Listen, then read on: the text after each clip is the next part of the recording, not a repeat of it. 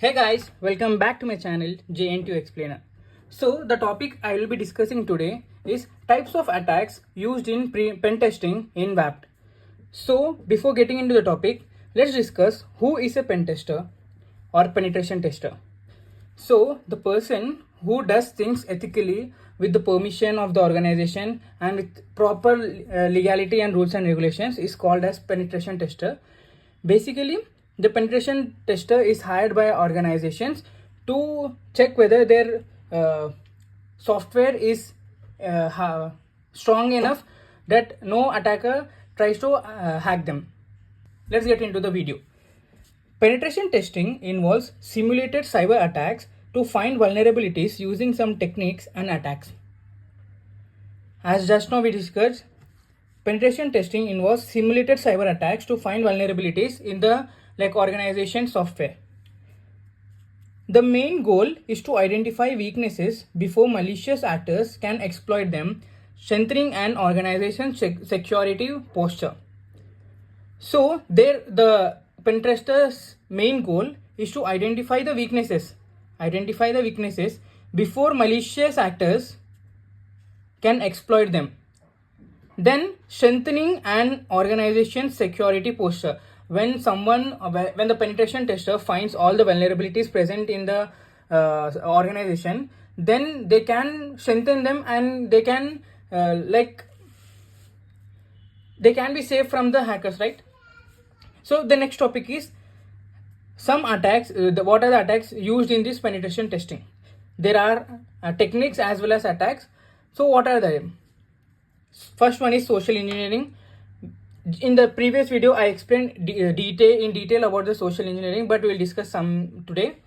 Second one is web application attacks, then network attacks, brute force attacks, exploitations, and wireless attacks.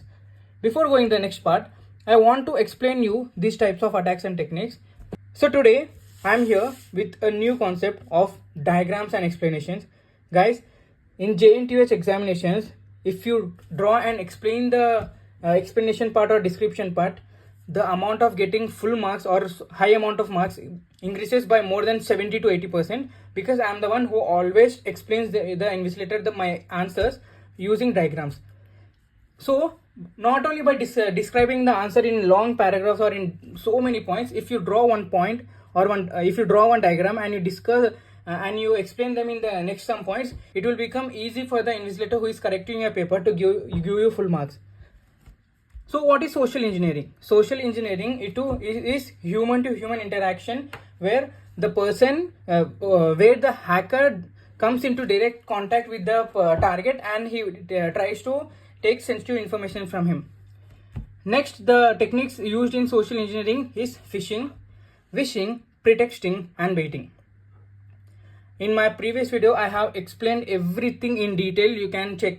But today I want to give in one line that in phishing, the attacker used email where he edits the email, like making the people trust the email and click them. In vishing, they directly call you like customer support or any type of official, and they try to take your data. In pretexting, for example, there will be some persons who try to act as HR managers, then they try to take your information in the expectation of giving you a job. In baiting, someone tries to follow you using your name to enter into some secure places. Second one comes the web application attacks. What is this web application attacks?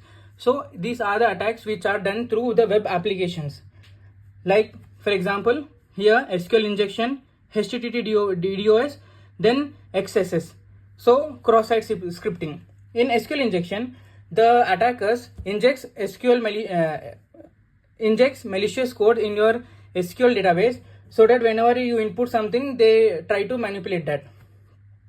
Second one, HTTP DDoS, like hypertext transfer protocol. You all know what is like front end. Then they try to hang the front end of your web application, so that whatever you have written down, they can manipulate with that information and use that. Third one is cross-site scripting. Like in this, they inject malicious code in your web application pages, so that you whatever the information like they want to take, they can take from that. In the third one, this is network attacks. Here the attackers use the network to attack. So here the first one is DDoS, distributive denial of service. Here the attackers like bring a lot of traffic at once in the network, so that the networks hangs down and you cannot complete the work. And second one is man in the middle. It's like usually we have learned something from our childhood, which is monkey in the middle, where the person stands in between you and he don't allow you to pass the ball to the next one. In the same way, in man in the middle, in this man in the middle, a person always be in middle, and he always try to be the person who wants to take the sensitive information between the two parties. When he receives this information which he wanted, then he leaves without knowing the two parties that he has taken the information from you. Brute force attacks. Here the hacker uses systematically huge number of passwords to break down into your mobile by breaking down your passwords. The last one is wireless attacks. Here the hacker or the penetration tester tries to attack you using your wireless devices like routers, Bluetooth. Example, here there are different types, but what I have taken today is signal blocking.